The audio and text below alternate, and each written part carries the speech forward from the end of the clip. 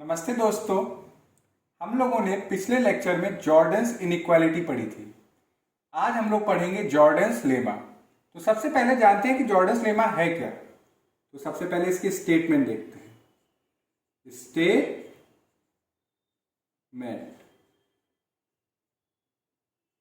यानी कि अगर कोई फंक्शन दिया जाए जो कि एनालिटिक है सिवाय कुछ जगहों को छोड़ के, यानी कि if fz is analytic except at a finite number of singularities and fz tends to zero uniformly। यानी कि कहने का क्या मतलब है कि फंक्शन हमारा एनालिटिक है, अगर कुछ जगहों पे सिंगुलैरिटी एग्जिस्ट करे तो वहां पे हमारा नहीं है फंक्शन एनालिटिक, यानी कि और सब जगह हमारा फंक्शन एनालिटिक है। और दूसरी बात ये कि फंक्शन हमारा जीरो को टेंड करेगा, वो भी यूनिफॉर्मली, जब हमारा z इनफाइनाइट को टेंड करे। यानी कि जब z हमारा इनफाइनाइट को जाए तो fz हमारा जीरो को जाए। अगर ऐसा होता है तो हम कह सकते हैं इंटीग्रेशन अलोंग CR क्या है? where CR denotes the semicircle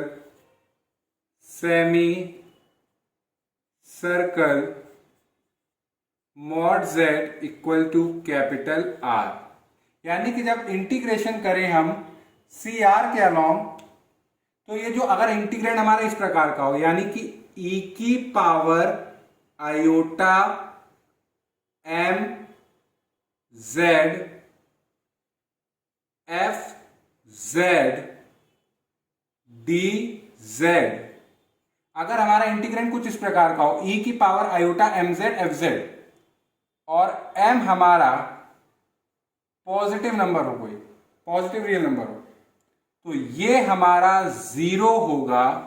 यानी कि अगर CR के अलोंग अगर हम इंटीग्रेट कर रहे हैं किस फंक्शन को, e की पावर आयोटा mz fz को, तो ये जीरो होगा जब ये जो हमारा सेमी सर्कल है इसका जो रेडियस है ये अगर इनफाइनाइट को टेंड करे, यानी कि limit r tending to infinite. ये होता है हमारा जॉर्डन्स लेमा। यानी कि अगर फंक्शन हमारा एनालिटिक है सिवाय कुछ जगहों पे सिंगुलैरिटी एग्जिस्ट कर रही वहां पे छोड़ के, और अगर z इनफाइनाइट को टेंड करे तो fz अगर जीरो को टेंड कर रहा है, तो अगर इंटीग्रेंड कुछ इस प्रकार का हो, e की पावर आयोटा mz fz, और तो ये हमारा इंटीग्रेंड अगर सेमी सर्कल CR के अलावा इंटीग्रेट करे तो ये जीरो हो जाएगा जब r टेंडिंग टू इनफाइनाइट हो। और ये सब हम लोग काम किस पे कर रहे हैं? ये सारा काम हम लोग कर रहे हैं in the upper half of the z plane, यानी कि imaginary part is greater than और इक्वल टू जीरो। यानी कि जो इमेजिनरी पार्ट होगा वो हमारा क्या होना चाहिए? पॉजिटिव, यानी कि upper half of the z plane. अगर यानी कि इसको ड्रॉ करें, ये upper half of the z plane, ये रियल पार्ट ऑफ z, ये इमेजिनरी पार्ट ऑफ z, ये रियल पार्ट ऑफ z। तो ये CR है, ये हमारा सेमी सर्कल है CR। और अगर ऐसा हमने सेमी सर्कल बनाया कि जितनी भी सिंगुलैरिटीज हैं वो सारी इसके अंदर है, तो अगर हम लोग CR के अलोंग इंटीग्रेट करें किसको? इस फंक्शन को, और रेडियस अगर इनफाइनाइट को टेंड करेगा तो ये जीरो हो जाएगा। ये है हमारा जॉर्डन्स लेमा। तो चलिए आज हम लोग इसका प्रूफ भी समझते हैं कि हम लोग का रिजल्ट आया कैसे। प्रूफ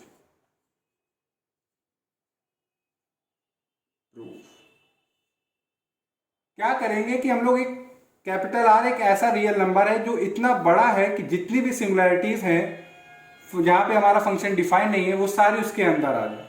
यानी कि we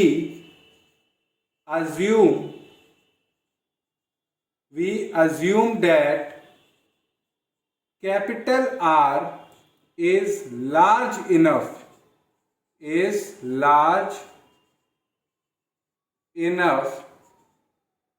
so as to include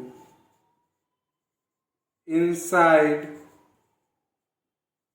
it all the singularities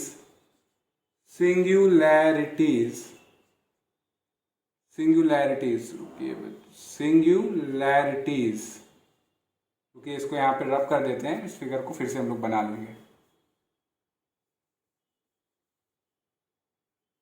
सिंगुलैरिटीज यानी कि वी अज्यूम कि आर, हमारा कैपिटल आर इतना बड़ा है कि जितनी भी सिंगुलैरिटीज है फंक्शन की वो सारी उसके अंदर आ जाए। We assume that capital R is large enough so as to include inside it all the singularities of F Z and there is no singularity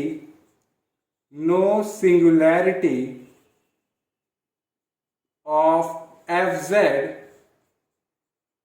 on CR, यानी कि और कोई भी सिंगुलैरिटी हमारे CR के ऊपर नहीं है। अब ये लेमा में दिया हुआ है जिसका हम लोग यूज करेंगे कि fz हमारा 0 को टेंड कर रहा है यूनिफॉर्मली जब z इनफाइनाइट को टेंड कर रहा है। यानी कि since fz tends to 0 uniformly as z tending to infinity, it follows that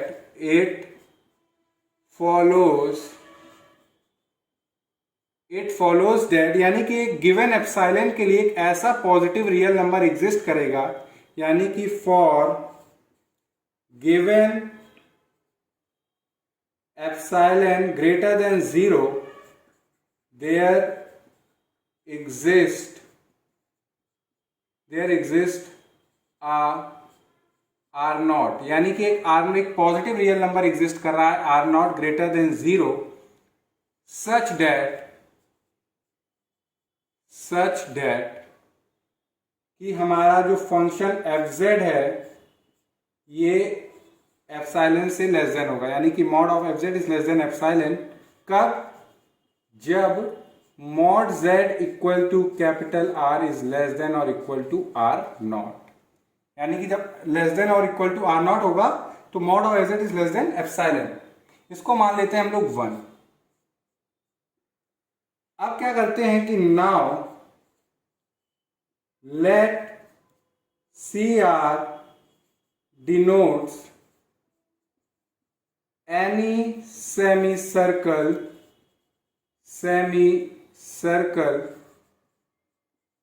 with radius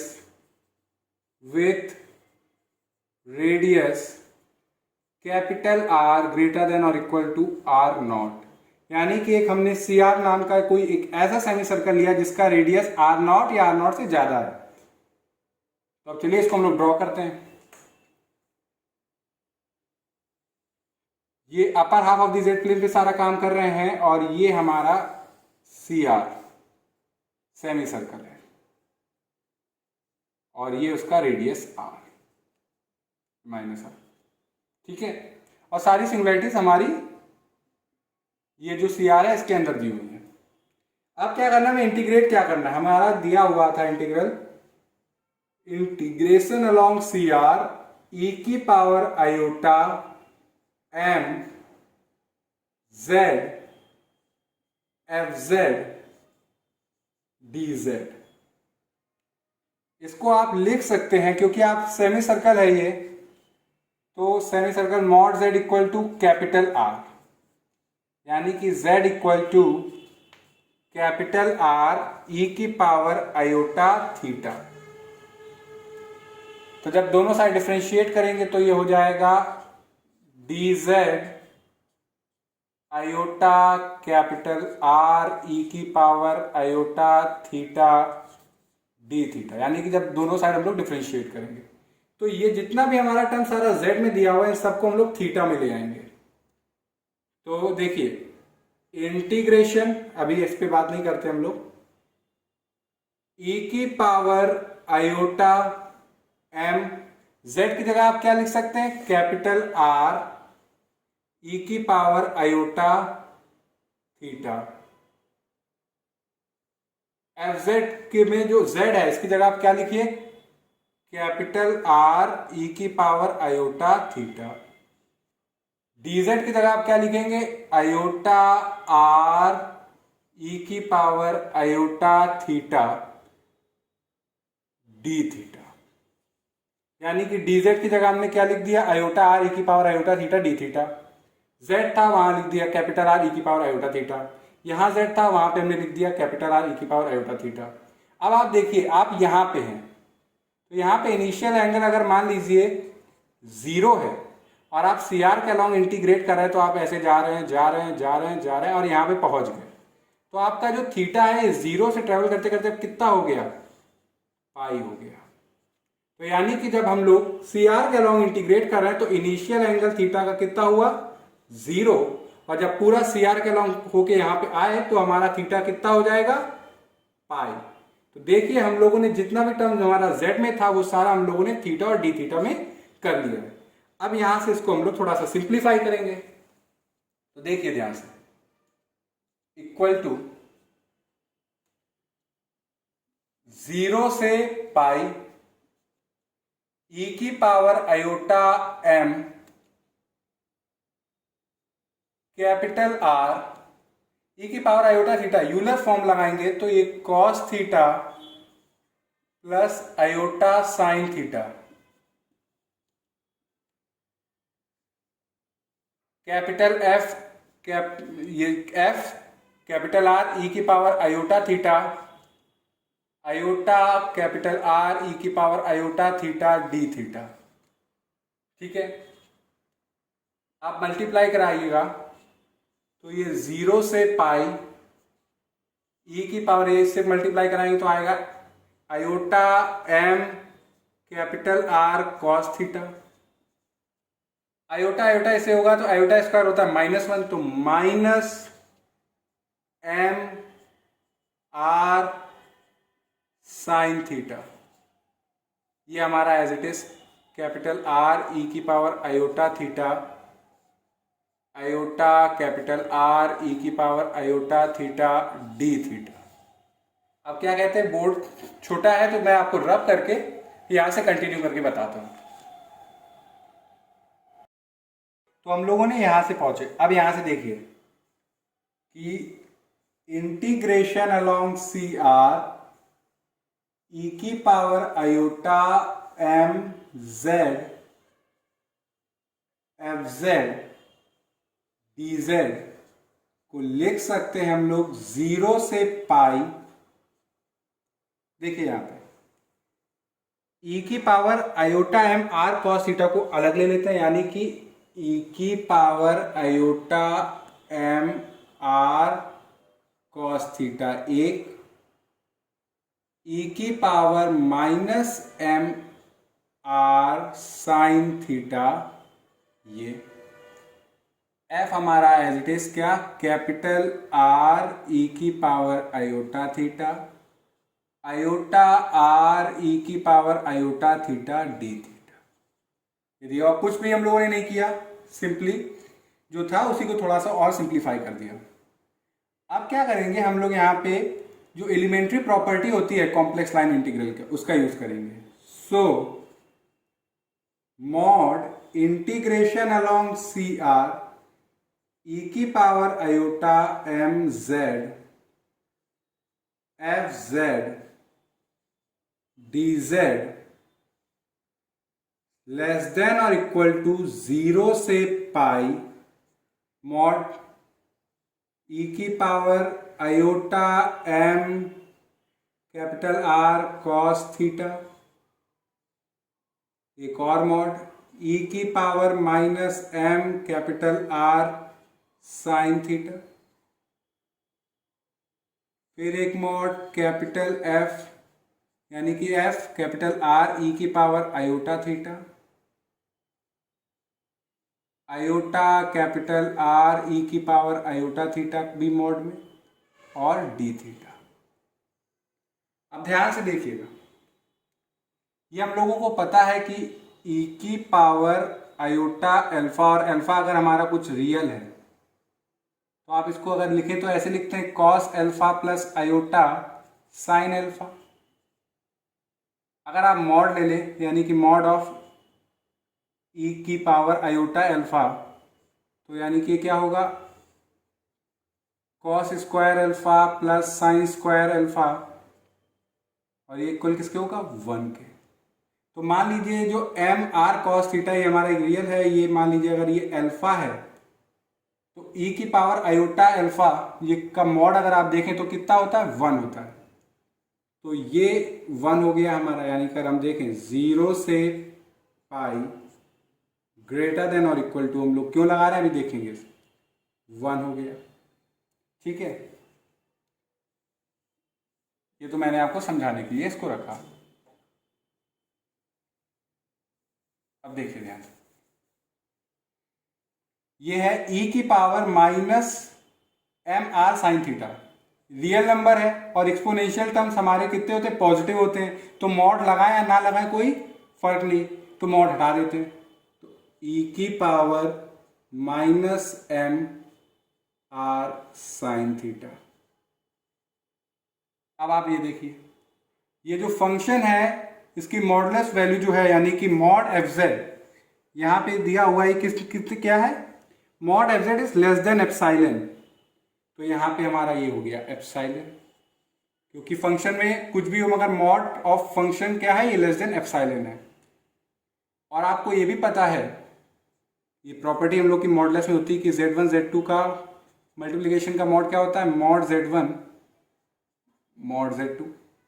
तो यहाँ पे जैसे हमारा दिया हुआ है आयोटा आर ई की पावर आयोटा थीटा, हम लोग इसकी बात कर रहे हैं, तो आप इसको ऐसे लिख सकते हैं आयोटा कैपिटल आर ई की पावर आयोटा थीटा। तो ये हो गया हमारा 1, ये हमारा मॉड आर, और ई की पावर आयोटा थीटा भी हम लोगों ने देखा ये 1 होता है। तो ये कितना आया, मॉड आर, और आर हमारा पॉजिटिव है तो मॉड लगाएं या ना लगाएं कोई फर्क नहीं, तो ये आर हो गया और डी थीटा। तो ये हम लोगों ने समझा। तो ये ग्रेटर देन और इक्वल टू 0 से पाई 1 ई की power minus m R sine theta epsilon R d theta using 1। तो यानी कि हम लोगों ने 1 का यहां पे यूज किया। अब देखिए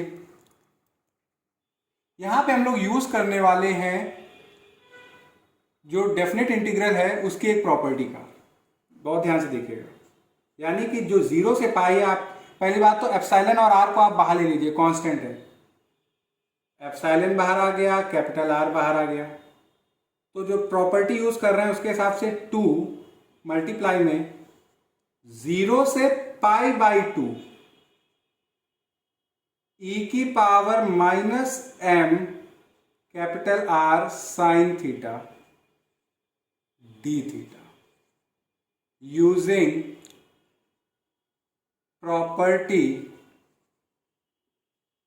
ऑफ डेफिनेट इंटीग्रल्स। कौन सी प्रॉपर्टी यूज करिए ये भी हम लोग देख लेते हैं।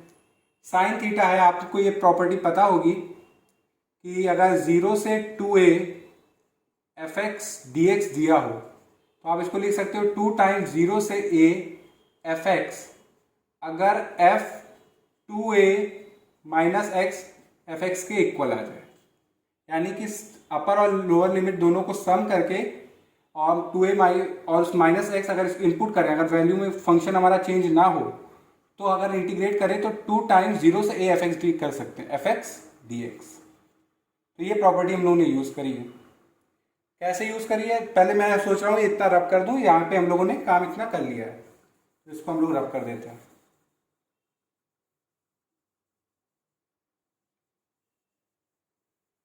ये हम लोगों ने इतना काम हो गया है हम लोग का।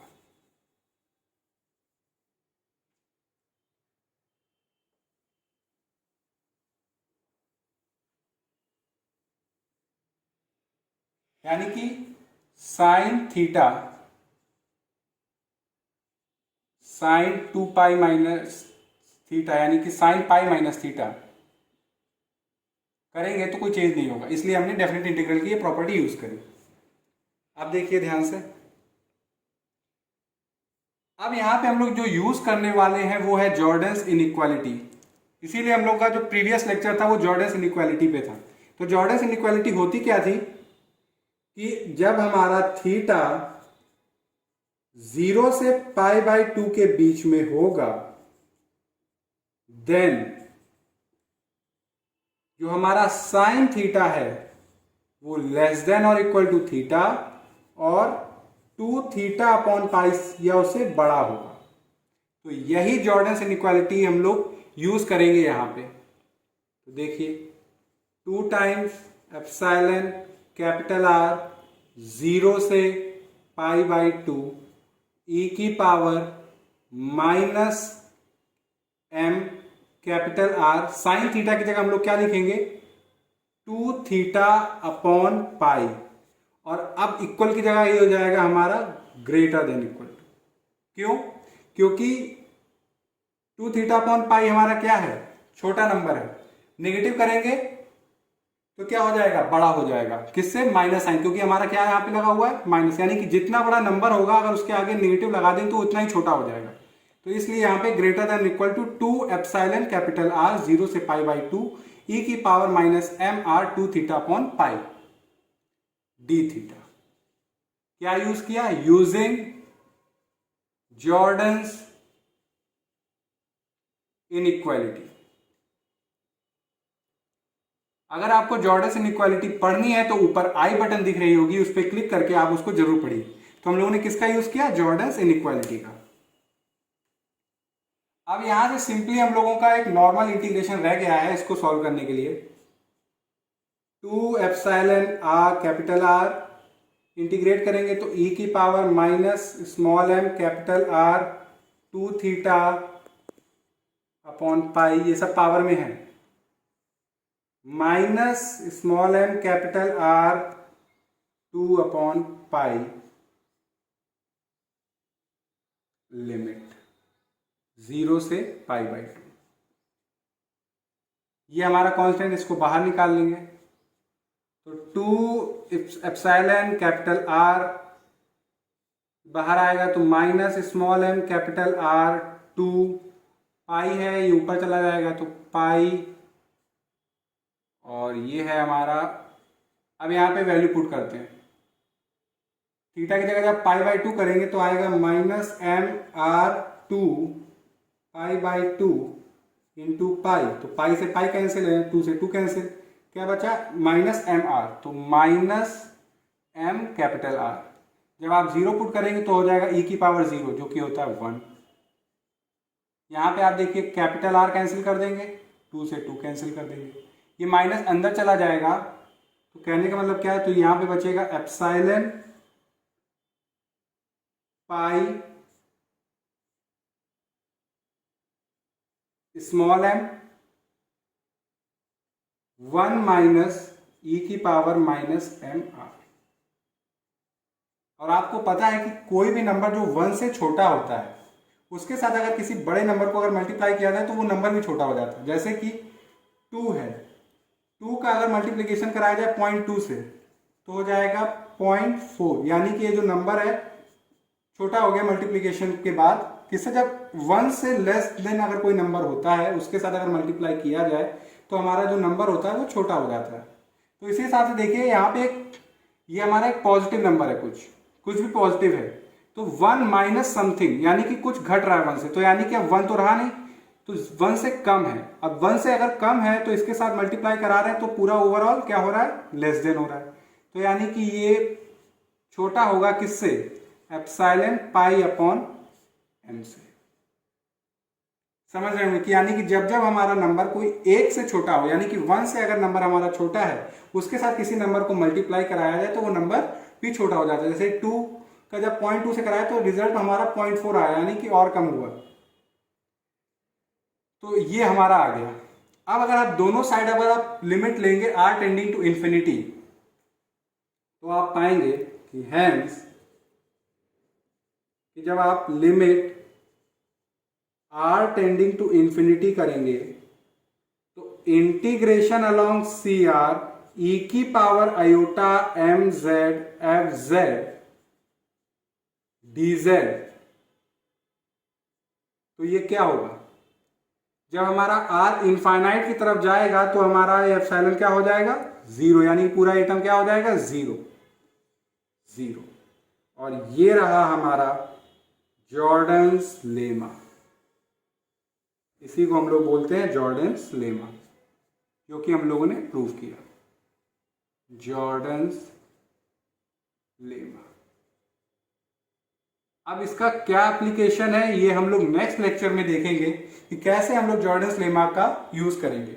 अगर आपको जॉर्डन्स लेमा या इसके प्रूफ में कहीं कोई स्टेप में कोई समस्या हो या नहीं कोई स्टेप समझ में आया हो तो आप कमेंट सेक्शन में लिख के बताइएगा। Thank you.